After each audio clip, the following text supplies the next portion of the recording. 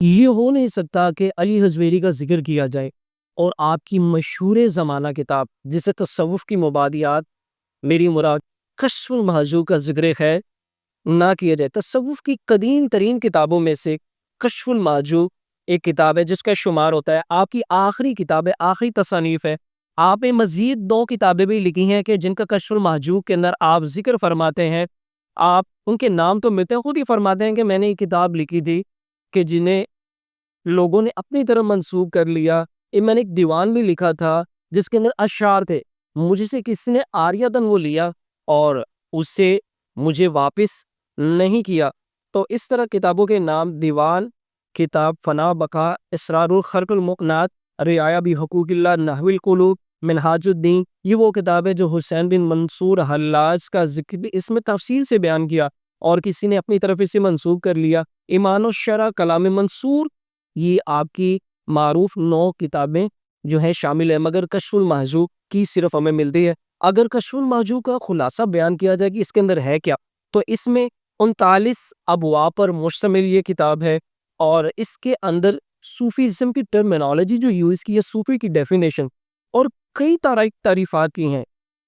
صوفی کسے کہتے ہیں، تصوف کے اوپر بہت زیادہ کلام کیا، صوفیہ کرام کا ذکر خیر اس کے اندر کیا۔ گویا کہ یہ کتاب پڑھ کے بندے کو ایسے لگتا ہے کہ یہ مجھ سے ہی ساری باتیں ہو رہی ہیں، یعنی باطن کی صفائی اگر کوئی چاہتا نا تو وہ کشف المحجوب کا مطالعہ کرے۔ اتنی بہترین اور زبردست یہ کتاب ہے اور خلاصہ کہا جائے تو یہی ہے، باطن کی صفائی کے لیے بہترین ٹریٹمنٹ ہے یہ۔ اگر بندہ بیمار ہو جائے نا تو ڈاکٹر کے پاس جاتا ہے، جسمانی مرض ہو جائے، دل کا بھی مسئلہ ہو تو ظاہری طور پر مسئلہ ہو تو جاتا ہے، مگر باطنی جو بیماریاں نا اگر اس سے کوئی شفا پانا چاہتا ہے تو یہ وہ کتاب ہے۔ جیسے جھوٹ ہے، غیبت ہے، چغلی، حسد، تکبر، وعدہ خلافی، دنیا کی محبت، حب جا، یہ ساری چیزیں، شماتت، یہ سارے امراض جو ہے ان کے علاج اس کشف محجوب کے اندر موجود ہے۔ تصوف کی مبادیات کا ذکر ہے، صحابہ کرام کا ذکر کرتے ہیں، اویس کرنی کا بھی ذکر کرتے ہیں، اہل بیت، ائمہ تابعین، تبع تابعین، صوفیہ متاخرین، صبر، شکر، قناعت، رضا، جود و سخا، بھوک، سفر کے آداب، بولنے پھرنے چلنے کے آداب، سما کے احکام، وجد، رقص، آداب سما کا آپ ذکر خیر کرتے ہیں۔ اور آپ فرماتے ہیں کہ صوفی وہ ہوتا ہے کہ جو صوف کا لباس پہنے، یعنی اون کا لباس۔ صوفی وہ ہوتا ہے کہ جس کی زندگی میں سمپلسٹی پائی جاتی ہے، یعنی بالکل سادگی ہوتی ہے، اور ایسا لباس یہ پہنتے ہیں، اس سے کہتے ہیں صوفی، ایسا لباس پہننے والے کو۔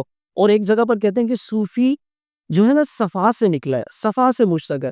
صفا اس سے کہتے ہیں جو بے نیاز ہو، یعنی جس کے دل میں دنیا کی محبت نہ ہو، دنیا سے وہ بے نیاز ہو اور اللہ کے ساتھ اس کی نیاز مندی ہو، اللہ کے ساتھ اس نے رشتہ ناتا جوڑ کے رکھا ہوا ہو، رہے تو بظاہر دنیا میں مگر اس کا دل دنیا کی طرف مائل نہ ہو، بلکہ وہ آخرت کی تیاری کے لیے کوشش کرے۔ جیسے امام غزالی فرماتے ہیں نا کہ بندہ دنیا میں ایسے رہے جیسے ایک کشتی ایک سمندر میں رہتی ہے کہ اس کے اندر پانی نہیں آتا، اگر کشتی کے اندر پانی آ جائے نا تو کشتی خود بھی ڈوب جاتی ہے اور جو اس کے اندر مسافر ہوتے ہیں وہ بھی ڈوب جاتے ہیں۔ ایسے کہتے ہیں دنیا کے اندر انسان رہے تو ایسے رہے جیسے کشتی پانی میں رہتی ہے، رہے تو دنیا میں مگر دنیا کی محبت دل میں نہ آئے۔